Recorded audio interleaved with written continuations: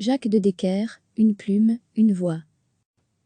C'est l'un des grands critiques littéraires qui vient de s'éteindre. Auteur lui-même, longtemps critique au Soir et secrétaire perpétuel de l'Académie royale de langue et littérature française de Belgique, Jacques de Decker fut aussi présent à la RTBF, dans diverses émissions, dont Millefeuille, où il fut chroniqueur durant 6 ans. Il était capable de s'enflammer pour une phrase, un texte, une voix. Jacques de Decker fut sans doute le plus grand passeur de mots de ces 40 dernières années en Belgique. La longévité de sa carrière, la pertinence de ses avis, la justesse de sa plume, le poids de ses critiques restent à ce jour inégalés dans le petit milieu des lettres belges. Homme de culture, mais aussi, et peut-être surtout, de culture, avec un S. Car ce féroce érudit de lettres belges n'a jamais cessé de pousser la curiosité au-delà des frontières de genre ou de langue.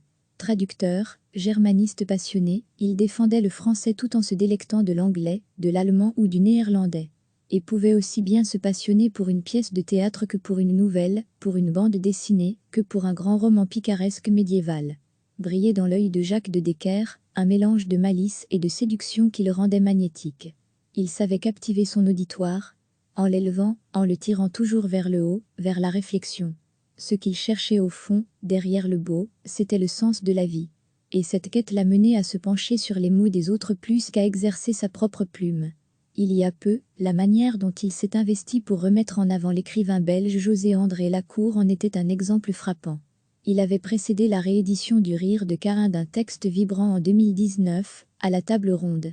Pourtant, de Decker était lui aussi un auteur. De théâtre et de nouvelles, surtout, les genres dans lesquels il excellait. Durant 6 années, Jacques de Decker fut à mes côtés dans le studio de Millefeuille, à Charleroi. Chacune de ses interventions brillait d'intelligence et d'enthousiasme.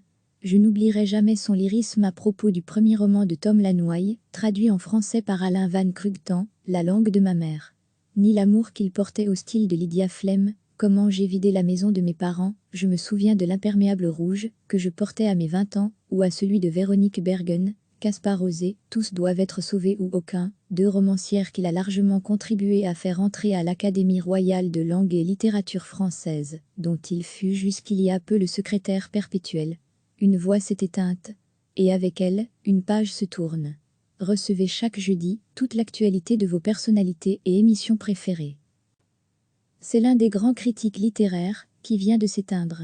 Auteur lui-même, longtemps critique au Soir et secrétaire perpétuel de l'Académie royale de langue et littérature française de Belgique, Jacques de Decker fut aussi présent à la RTBF, dans diverses émissions, dont Millefeuille, où il fut chroniqueur durant 6 ans.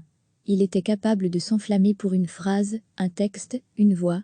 Jacques de Decker fut sans doute le plus grand passeur de mots de ces 40 dernières années en Belgique. La longévité de sa carrière, la pertinence de ses avis, la justesse de sa plume, le poids de ses critiques restent à ce jour inégalés dans le petit milieu des lettres belges. Homme de culture, mais aussi, et peut-être surtout, de culture, avec un S. Car ce féroce érudit de lettres belges n'a jamais cessé de pousser la curiosité au-delà des frontières de genre ou de langue.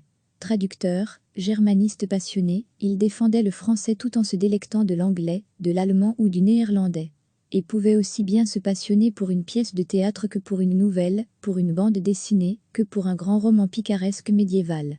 Brillait dans l'œil de Jacques de Decker, un mélange de malice et de séduction qui le rendait magnétique. Il savait captiver son auditoire, en l'élevant, en le tirant toujours vers le haut, vers la réflexion. Ce qu'il cherchait au fond, derrière le beau, c'était le sens de la vie. Et cette quête l'a mené à se pencher sur les mots des autres plus qu'à exercer sa propre plume. Il y a peu, la manière dont il s'est investi pour remettre en avant l'écrivain belge José-André Lacour en était un exemple frappant. Il avait précédé la réédition du Rire de Carin d'un texte vibrant en 2019, à la table ronde. Pourtant, de Decker était lui aussi un auteur. De théâtre et de nouvelles, surtout, les genres dans lesquels il excellait. Durant 6 années, Jacques de Decker fut à mes côtés dans le studio de Millefeuille, à Charleroi. Chacune de ses interventions brillait d'intelligence et d'enthousiasme.